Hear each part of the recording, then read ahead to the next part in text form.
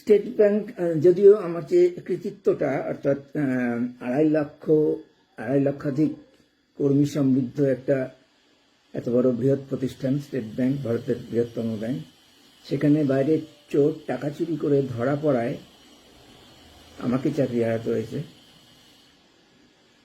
এটা আমার কাউন্টার থেকে টাকাটা চুরি হয়েছিল, কিন্তু আমার টাকা তো না, এটা তো ব্যাংক থেকে টাকা চুরি করেছে, আমার চাকরি হয়েছে। এই কৃতিত্বের জন্য আমি এখনো কোনো স্বীকৃতি বা সম্মান পাইনি, এটা ঠিক না। আশা করি খুব তাড়াতাড়ি খবর দ্রুত ছড়িয়ে পড়বে, সম্মান পাবো।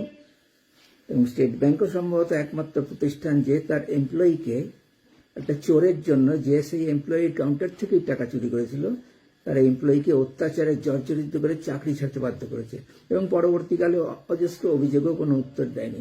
অভিযোগ শুধু স্টেট ব্যাংক না, অভিযোগ আমি স্টেট ব্যাংক চোর, স্টেট ব্যাংক চোর, স্টেট ব্যাংক বিশ্বাসঘাতক, স্টেট ব্যাংক বিশ্বাসঘাতক।